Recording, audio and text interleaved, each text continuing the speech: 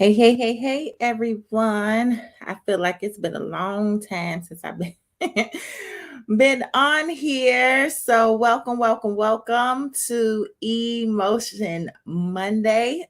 I am excited. Like I said, it just seemed like I haven't been on here in a while, but I am so excited to get into this subject, the pain of disappointment.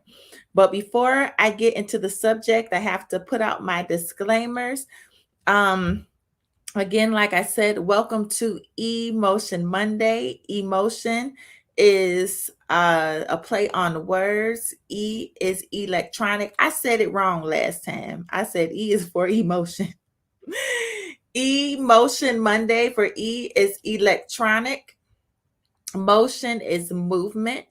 So pretty much God has given me this. He's given me this assignment as far as speaking to you guys, dealing with issues, dealing with the elephant in the room, which I am so excited, and I'm not going to announce it yet. I do have a huge elephant to address in the room on in December. So I can't wait to I'm going to have a guest. I'm going to have guests. Plural. I'm going to have guests on in December, and you don't want to miss this. It's a huge elephant we're going to address in the room. And so basically I got off track. Emotion Monday is what God has given me, the assignment he has given me, and I confirm with God over and over again, God, if you want me to do this, you have to keep on giving me something to say, something to speak on. And he has given just that, even more so. Even there are things that I have written down that I have yet to touch on. So I thank God for the assignment. Thank God that he uses me. So, and also he ministered to me that Mondays are very tough coming off from a weekend. um the words that we get on Sunday mornings when we attend church, there still needs to be a push, to be able to proceed for the rest of the week. So Mondays are that jump start. So what I share here, it could be a confirmation. It could be also, just a push that will get you through the week. So as my hashtag said, let the healing begin. And I want to also give thanks to my podcast audience. I do upload this recording to my podcast as soon as I get off of here. And I'm appreciative. You know, uh, Everyone can listen to anything that they want to listen to. And I'm glad I'm in one of the numbers for a lot of people, especially in different countries. And I'm so honored that someone is getting something out of what God has given me to say. So we're just going to just go ahead and go into this topic, the pain of disappointment. And this was weighing so heavily in my spirit about disappointment. I believe there are a lot of disappointed people out there for various reasons. Things have not exactly been going the way we might have planned the last couple of years. It's been a rough couple of years for a lot of people. And, so we might have had plans, especially with people, or we expected things out of people, and it may not have panned out how we wanted to go, or the people failed, or we say that they failed, but really it's our fault in not discerning their purpose in our lives. So I'm not going to go deep into the blog. Y'all know how this go. How Emotion Mondays go is that I have a blog ready for you guys. Listen, I'm really trying to be more disciplined in this season, and try to get these blogs out earlier to you guys. Preferably, I would love to have these blogs out at least a day before, so you'll be able to read it, compare it, maybe even have notes, maybe even have questions to ask come Monday. So here we are. And like I said, the discipline, just to talk a little candid right now about discipline. You guys, I don't know if you follow my personal page, but what's under this turban is a low haircut. And I couldn't really get it together Didn't have time to make it look all razzle dazzle for you guys, all curly curly, but I do have a shortcut and I cut my hair. I believe as a I sincerely believe it's like a prophetic gesture of the transitioning and the things that God is doing, and I just remember the day God said, don't put that perm in your head no more. Enough with the creamy crack. Enough with the creamy crack. No more perm. Like I'm coming into a season where I'm coming into my own. I want to be all that God has made me to be, including my hair. So I had to start off fresh. This isn't the first time I cut my hair. I cut it before, and that was out of trying to rid myself of some things. I was in a depressive state when I did it the first time, but this time I'm doing it to embrace what God has given me. My natural hair. I want to be all that down to my hair. I want to be all that God has made me to be. All right.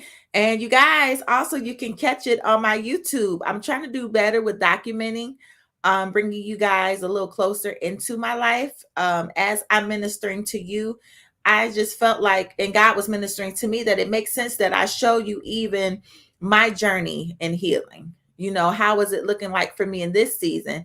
And I'm loving the journey that I'm on in my healing journey and dealing with, as I'm ministering to you guys, I'm dealing with my own emotional health. So I'm just glad to be on here ministering to you guys because the testimony is powerful. I wouldn't be on here if I didn't have a testimony. Actually, that's what pushed me on here, is that I have a testimony. All right. So I'm just going to go ahead. I won't prolong it longer. I just want to just start to chat and just get those things out. But if you want to just take on and partake in the journey, please subscribe to my YouTube channel. It's the Psalms of My Emotions Ministries. And what I have on there now is me actually sitting, and you can see them cutting my hair and speaking and ministering to that point. And hey, great transparency testify. Yes, absolutely. And also me and my health journey. What a lot of people don't know is that I was diagnosed with, and I know what that is. I was diagnosed with diabetes, I guess the top of the year. And now I'm partaking in knowing how serious this health journey is, how serious it is that I watch what I put in my mouth, take care of my body. If I'm going to be this force in the kingdom, like I said, I want to be all that God wants me to be, from my hair to my health. I want to be equipped. I want to be prepared. All right. And I did videos about preparation. So, anyways, let's go ahead. I won't prolong it longer. The pain of disappointment. There is pain and disappointment, and definitely can be the root of our people issues. How many of you know what having disappointment means? Like being disappointed. Well, y'all know I'm a definition person, so we're gonna get into the definition too. Are we aware that we can afflict this pain on ourselves? And that was the thing that weighed heavy on me when God dropped this on my lap, with the pain of disappointment, and saying that there's a lot of people suffering from disappointment, just as I had to deal with disappointment. And I'll go into that in my own personal testimony. I'm just gonna go ahead and read. I'm not going. But disappointment is definitely a problem in this season. This right here is a huge topic to touch on and cover.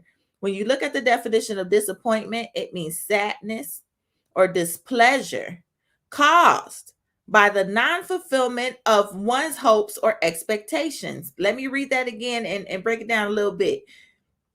The definition of disappointment, it means sadness or displeasure caused by the non-fulfillment of our hopes, our expectations.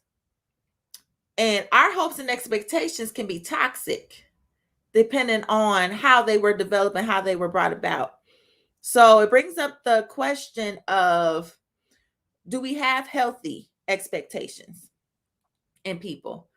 Do we have healthy hopes for people? So let me just continue reading, y'all. The question brought up at this point is, what are our hopes and our expectations for the people in our lives or even strangers? Yes, we can be disappointed in things that are not human, but most of the time, the lingering, deeply emotional pain comes from what we expect out of people. How many of us have had an expectation for people and they really disappointed us to the point that it kind of knocked us out of alignment,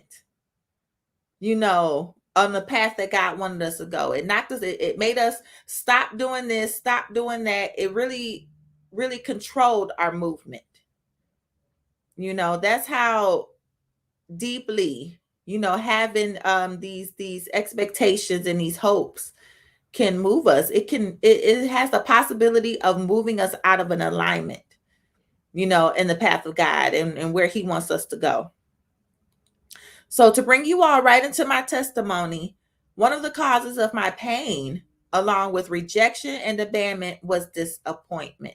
Now, when God had dropped this nugget I remember, okay, and I don't know if I even told you guys this testimony. One day, I think I told you guys where I was tired of people coming to me and telling me that I had to let go. Like, you have to let go. Like, even like strangers, people I didn't know, would come to me, up to me in services and whisper in my ear, let it go. And I'm like, let what go? What do I have to let go? I'm thinking in my mind, I'm running a list in my head, like, I'm not dealing with the same people. I'm not in the same situations. What else am I required to let go of? And one night, and this is recently, so I'm continuing, in my healing. It's like it doesn't stop, but it's rewarding at the same time. But one night I went to bed, um, and I was praying, and I was just thanking God. I thank God for where He had me in my level of healing. I'm like, I'm thankful, God, that you have me in this point in my healing. Now, I didn't thank Him for healing me all the way. I was thanking Him for being with me in my path of healing. And after that, I heard a voice so loud say, now you're ready to let go. And then He said after that, let go of people that disappointed you. And I just started weeping and wailing in my bed. And I went down the list. I mean, from the rooter to the tutor, I went down the list of people. Even if I was let down a little bit, they were added in that list, down from my mom, my dad, to, just everybody in my life, everybody, from spiritual leaders, from, anybody that I felt had let me down. I let that go in that moment because I came to God in my transparency, my nakedness, and He revealed to me, okay, now you're ready. Now you're ready to let it go. And I've been dealing with this for years. Y'all don't understand. For about 5 years, people were telling me to let it go. And I didn't know what it was, but I had to come to the realization of the pressure I put on people, that God didn't assign them to do that. God didn't assign them to be the hopes and expectations that I presented. And I'll just go ahead and read it too. They weren't responsible to live up to that. I didn't ask God, what role were these people? What role were these people that they have in my life? Like, what are they supposed to do? I assumed out of my hurt and pain what I needed them to be. Your pain can determine these hopes and expectations, and it will backfire on you. It will backfire you, and it will hurt you deeply. So we have to ask God what the roles of these people are. And I might be reading more into my blog, but we have to ask God what these roles are. What do they look like? All right. So to bring you all right to my testimony, one of the causes of my pain, along with rejection, abandon, was disappointment. When you are in pain, you expect the doctor to heal you, right? They are licensed to do so, and they should have the skill set and knowledge. I believe this is how we apply expectation to people in our lives. Like a mom or dad, for instance, depending on what your understanding of what parenting is and what you expect your parents to do in your life can set you up for a huge disappointment. I'm going to read that again. Depending on what your understanding of what parenting is and what you expect your parents to do in your life can set you up for a huge disappointment. What I do notice with this example is that your expectations are tested and evaluated when you are in need. If that makes any sense. Your depending to how they attend to that wound depends on if we feel like they upheld their they upheld what we put in our mind for them to be. If that makes any sense. I hope I'm not confusing or complicating anything, but it's a web, it's a definitely a dangerous web, to have. We don't know. We come to somebody in our pain because we feel like the title that we put on them, let's say they are the healer, we feel like, okay, because you have that title, you should be able to heal me. And then when they don't, because of what we put on, the hopes and expectations we put on them, then we become disappointed, and it causes a deep pain that some of us can't recover from. All right. And I'm gonna go deep into that. You may need comfort, you may need love, affirmation, guidance, and due to our expectations, if these are not given, sorry, we get hurt. So you may need comfort, you may need love, affirmation, guidance, and due to our expectations, if these are not given, we get hurt. We then never resolve it, and the pain deepens. We never resolve this. And the reason how I know we never resolve our disappointments with people is because we put the blame on them, but never evaluate why we even had those expectations in the first place. We never evaluate ourselves. God always calls us to evaluate ourselves. The Bible is pretty much like this big old mirror. Yes, you read about everybody in the Bible. You read about the disciples, Jesus, Abraham, Moses. You read about these people in the Bible. But what you're ultimately supposed to do when reading the Bible is reflect. Evaluate yourself. That's what you're supposed to do with the Bible. So when we get hurt, we never reflect on why did we even allow ourselves to get hurt. We never say that. It's always the other person. It's always the expectations we have on them, the hopes we have on them. And we could be honest, some of the hopes and expectations that we have on people are just not even humanly possible. All right? We're expecting them to carry a burden that only God can carry, that only God can do. So we have to be careful because we're so deeply hurt. We then never resolve it, and the pain deepens, becoming a compass to how we view others that need to be close to us. So then it's like we don't resolve it, and then the pain deepens. And then now this comes a compass with how we evaluate others. Yep, unrealistic. We can't carry it. That's it. And we don't, it's really kind of selfish if you think about it, to be disappointed in people because we get disappointed because we don't know the assignment that they have. Like I said, it goes back to not asking God, what is their assignment in my life? We wanted them to be what we wanted them to be. And it's unrealistic. It's unrealistic. That's it. We can't even carry it. Now, this is not only applicable for parents, this could be anyone that holds a title in your life. So I want you guys to think about in your life who holds any kind of title. It could be a friend, like I said, it's parents, friend, pastors, leaders, sister, brother.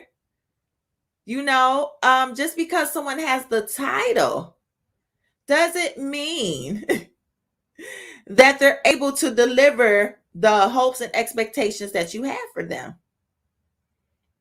And like I said, you got to take them hopes and expectations to God. And I'll, read that too. That's towards the end of this blog.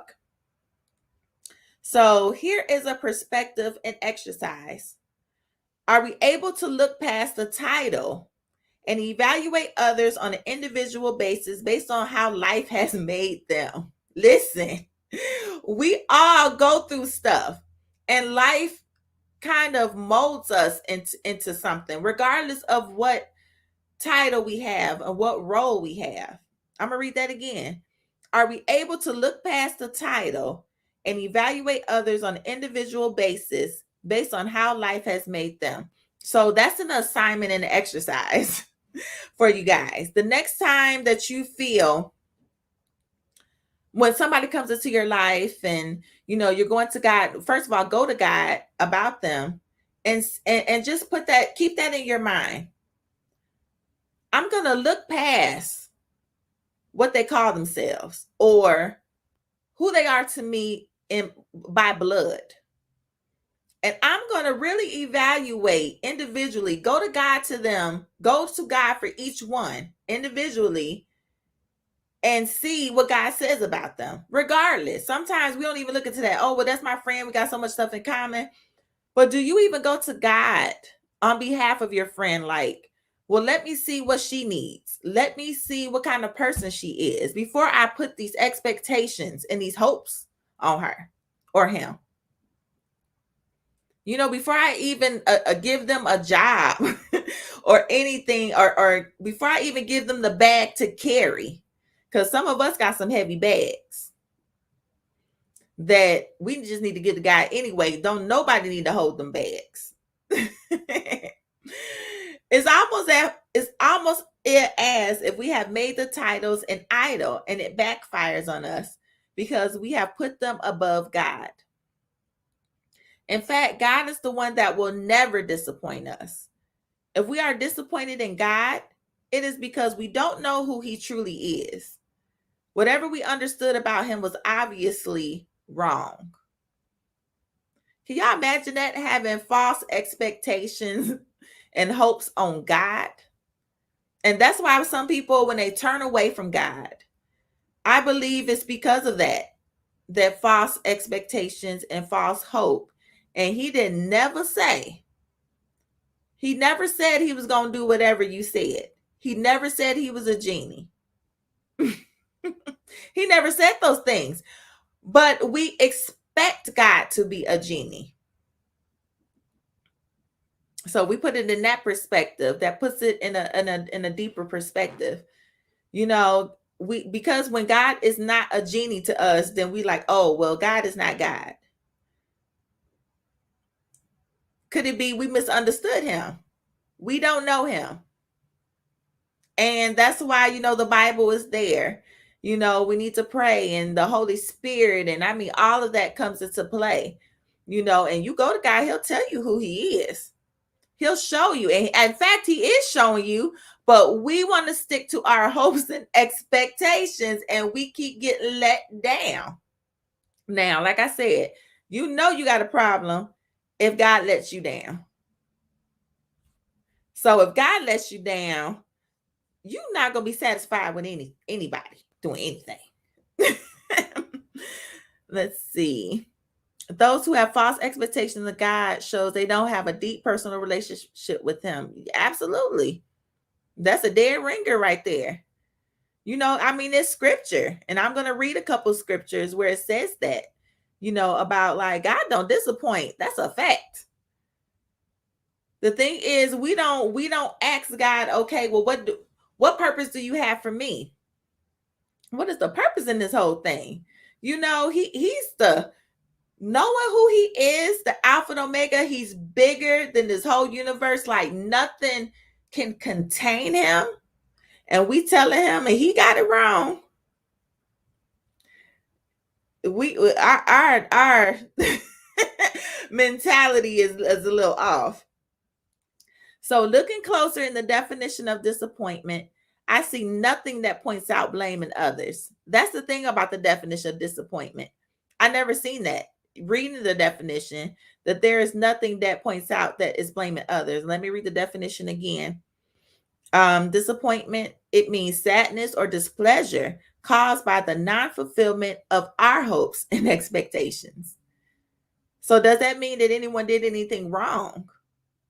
No, we because of our expectation, because of our hopes that we did not bring to God. Let me bring it further. That we did not let God launder through is why we get deeply hurt. I mean, butt hurt over what people aren't, if you, and it's like, if you know how God created people, you wouldn't expect so much. I don't even put stuff past people. There is nothing that I don't believe that people won't do. I believe everyone is liable to do anything. Like, I don't put it past, I don't care who you is, anyone. You are liable to do the dirtiest of the dirtiest low down deeds. I put it past nobody. All right. So, like I said, God is the only one that we could put. Wait, no, I didn't say that. Looking close in the definition of disappointment, I see nothing that points out blame in others. It is not others' responsibility to please us or live up to our expectations. Don't put that pressure on people to live up to what you expect from them. Don't put that pressure on people. God is the only one that we could put that responsibility on. God is the only one that when we read his word, God, you said, and that's why we always have to place the word into, like, especially when we pray or when we act like, God, in your word, you said. God, you said. Because he has to honor what he said. That's the only one that got to do what he say. Because he created us. He directs this. So he's the one that has to uphold. Everybody else, it's a possibility you might uphold to what you said. But I'm not going to be pained and hurt because you didn't live up to what you said. I'm not. I take it as a grain of salt. It would be wonderful if you did what you said. But I'm also not going to hold it against you either. I'm not going to build, and this is a healing me. I'm not going to build a wall and be standoffish, and protecting myself from people because all y'all do is disappoint me. All y'all do. All y'all do is disappoint me. Everybody just don't do right. No. That is what we did. That's your fault for not going to God and asking, what is this person's purpose in my life? So I have some scriptures, that I thought would be good to add to this conversation. So Psalm 118:8, King James Version, it is better to trust in the Lord than to put confidence in man. It is better to trust in the Lord than to put confidence in man. Isaiah 2:22. Stop trusting in mere humans who have but a breath in their nostrils. Why hold them in esteem? So when you know that they're like you, and if you're honest and really true to yourself, you make mistakes, you mess up. So why put all of that burden and expectation on somebody else that you can't do? And I have that in my blog as well. Why hold people to such an esteem? You are going to hurt yourself, putting that on people. Hebrews 13:5. For God said, I will never fail you and I will never abandon you. This is his promise. This is his promise. He will never leave us or abandon. And we have to think sometimes, like I said, if you said that God ever left you, you don't know God. The only reason that we may find that distance is because probably something we did. We may be in sin. We may not be seeking him like we should, like he's directing us. We're doing our own thing. We're doing our own agenda. We have our own motives. We have our own hope and expectations for our life. Sometimes we can disappoint ourselves. Personally speaking, building up a wall to protect yourself from others hurt or disappointed is emotionally. Listen, I'm going to read that out loud so my podcast listeners can hear that. Personally speaking, building up a wall to protect yourself from others hurting or disappointing you is emotionally stressful. Listen, I did it. I did exactly that, and it is stressful. It is stressful.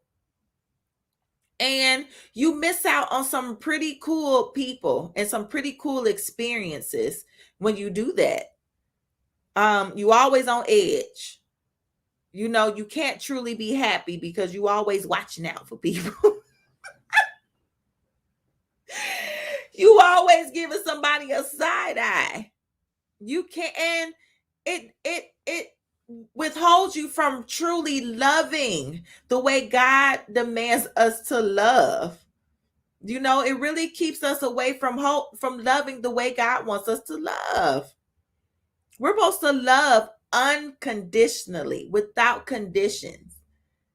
And if the condition is you disappointed me, and so everyone else gonna disappoint me, how can you learn to love? And I mean, when you love unconditionally and learn to love that way, you get peace. You get a reward, for loving unconditionally and tearing down those walls. You get such peace. It doesn't interfere with your assignment, and it doesn't interfere with your purpose. It's like you can do it freely because you have God's backing, and you withdrew that power from people to have. I mean, and that's another thing. Even with that, building up a wall to protect yourself, it's like you gave somebody else control. You gave them control to hurt you and to not hurt you. You allow people to hurt you. We have to take responsibility for that, when we are hurt. And it's a natural emotion. I'm not saying that you should feel bad for feeling that way, but you should feel bad for being irresponsible with that and not taking it to God so he can help you and guide you. Hebrews 13:5, for God has said, I will never fail you, I will never abandon you. Psalm 27:10, even if my father and mother abandon me, the Lord will hold me close. So this is a promise. This is stuff that we can hold on to. God will never abandon us, and he will hold us close even when people leave us. Even when we're disappointed in people or something happened where they didn't live up to what, God will hold you close. He's close to the brokenhearted. That's another psalm. I don't know exactly where. I can't think of it from memory, but he's close to the brokenhearted. And I hold that scripture to my heart. If I'm brokenhearted, I feel broken. Oh, that means he's near. He's ready to counsel me and help heal me through through a process. He may not do it then, but he'll definitely do it through a process. Shame on us for holding people at a higher esteem than we do God. Shame on us for holding people at a higher esteem than we do God. It is our failure of appointing God in our lives that breeds such great pain. Ooh, y'all. I'm going to read that again. It is our failure of appointing God in our lives that breeds such great pain. Yes, I can share the scriptures. The first one was Psalm 118 verse 8. The second was Isaiah 2 verse 22. The next one was Hebrews chapter 13 verse 5. And the other one, the last one, was Psalm 27 verse 10. And you guys, even if you missed it, you can always catch the replay when I get off of here as well. And write it all down. So listen, I want to tap that again. It is our failure of appointing God in our lives that breeds such great pain. If we really look at the pain in our lives, we can see that it's absent of God. It's a place that we didn't put him there. Like we filled that hole with something else. Thank you. It is that hole that we had that we put it with, we replaced it with someone else instead of putting God there. We didn't even appoint God there first. We put people there first to heal us instead of letting God heal us. Oh, you're welcome. So let's see.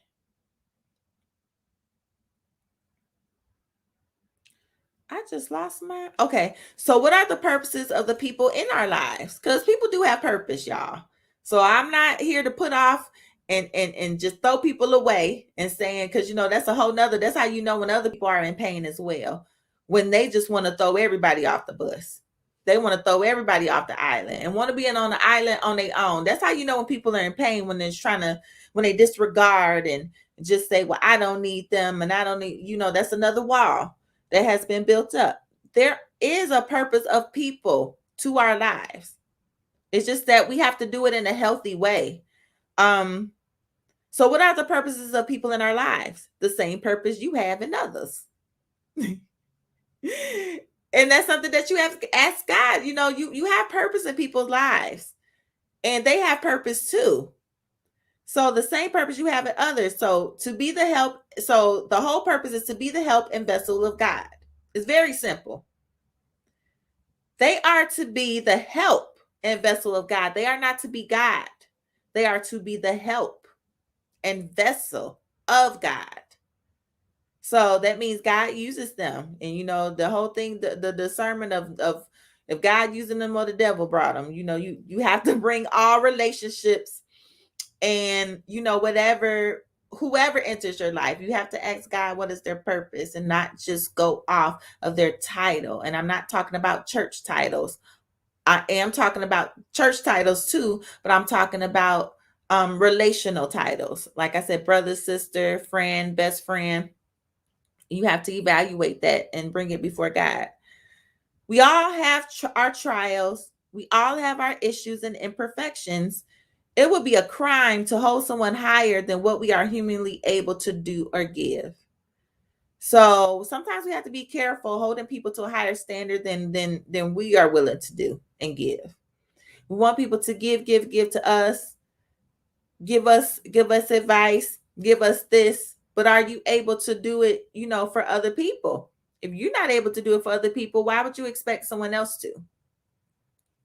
So I pray that after reading this blog, we have learned the true meaning of disappointment and how to heal from it. We have to stop appointing people as God in our lives and then carry around a shield punishing others when they don't live up to where we put them. That's whoever had put that about exhausting, how it is holding that shield around that wall. And so that comes from appointing, our mistake of appointing God and our appointing someone to be God. Then you find out that they couldn't be. And so now we got this wall. So I'm gonna read it again. We have to stop appointing people as God in our lives and then carry around a shield, punishing others when they don't live up to where we put them. You can punish people for what you carrying, that wall you carrying. You're supposed to be, especially if you are, you're upholding God. You're speaking about God, but you got this wall and this shield. Can't nobody see what God put in you because you got this wall built up. So you're keeping people out, and I'm speaking, and then all of this that I'm speaking is things that I dealt with. All right. These are things that I dealt with. I carried and had a wall up for so long. I wouldn't let nobody in. And with the giftings and stuff of my life, it's natural that I am an introvert. Sometimes if I go out and I'm with people a lot, I have to retreat. I have to withdraw, and that's not out of protection anymore. It's more so I can be re-energized, in the spirit. Like, I have to reflect. I have to sit and let God minister to me. And because sometimes I could pick up stuff and I'm really sensitive. I could pick up stuff and it could drain me, sometimes because, prayer doesn't have to have a look. Like, I could stare somebody right in their face and I'm praying for them. It's just that a lot of things are exhausting, when you're dealing with people, and especially when you're gifted and he gives you things and you're going in prayer and all of that stuff.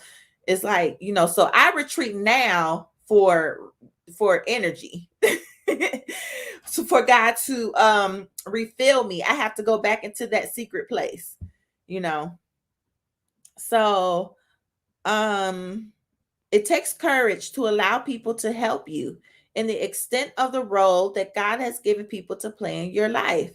So it does take courage to allow people into your life, because, and that's why you have to go to God and ask them, like, okay, who is this? Who sent you? What's going on? But even if you don't know all the way, you have to believe and trust that God protects you, and that he protects you, and that, like I said, becoming hurt, you have to take responsibility in that.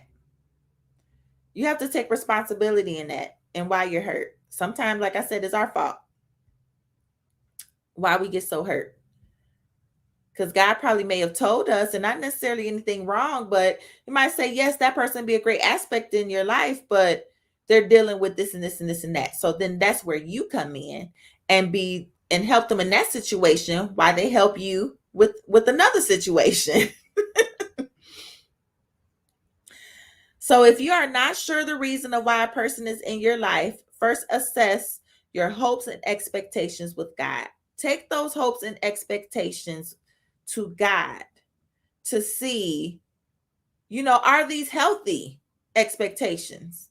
Should I even assess people with these expectations that I have? And then allow God to show you if your requests are reasonable, and ask him, where are they coming from? Like, these requests coming from somewhere. These hopes and expectations come from somewhere. Even if it's a TV show, like I have in my book, shameless plug. I have in my book, I'm just gonna do it now. Here goes the Songs of My Emotions. You get on Amazon. I have in my book where, my whole thing of, yep, they may be your assignment. Absolutely. I have this whole thing in my book where my interpretation of how family should be was the Cosby Show. Just seemed like they have it all together, even though they had their little issues, but there was always that support and the love, and was always somebody there. And even if you didn't want to talk, somebody was able to sit down with you and talk stuff out, teach you lessons. Someone was always there and present. So my expectations came from a TV show, as far as parenting goes. So then when it didn't line up to that, then, it became kind of disappointing, but that was my fault.